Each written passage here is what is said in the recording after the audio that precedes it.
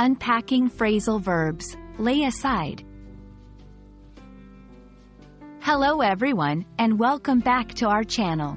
Today, we're diving into the world of phrasal verbs. Phrasal verbs are a combination of words that, when used together, take on a different meaning than the individual words alone. This time, we're focusing on the phrase, lay aside. If you've heard it before and found it confusing, worry not. We're going to break it down, so by the end of this video, you'll be using it like a native. So, let's get started. The phrase, lay aside, can be quite versatile.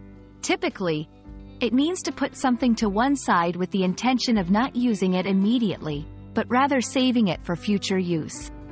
It can be applied both literally, like setting aside money for a vacation, and figuratively, like setting aside one's pride. Let's look at some examples. I'm going to lay aside some money for an emergency fund. She decided to lay aside her work and take a break. In both of these examples, the phrase, lay aside, indicates the action of putting something away for later. Moving on to the figurative use of lay aside, it takes on a slightly different meaning.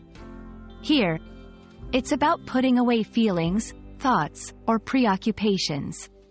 It's not something you can physically move to the side, but rather something you do mentally or emotionally. For instance, you need to lay aside your differences and work together. He had to lay aside his fears to climb the mountain. In these cases, lay aside is about dismissing or ignoring certain emotions or thoughts to focus on something else.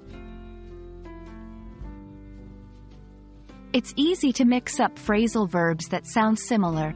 Remember that lay aside is not the same as lay off, which means to stop employing someone, or lay down, which can mean to establish a rule or literally lie down. Context is key in understanding and using these phrases correctly. Another common mistake is using lay and lie interchangeably. Lay requires an object. You lay something down. Lie, however, does not require an object.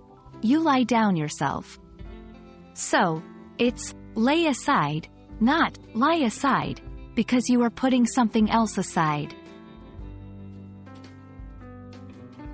That's all for today's lesson on the phrasal verb, lay aside.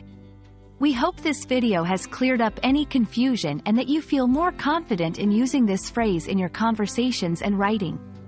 Remember, practice makes perfect. So try creating your own sentences with lay aside in the comments below. We'd love to see how you use it. Thanks for watching, and don't forget to lay aside some time for our next video. Until then, keep learning and stay curious.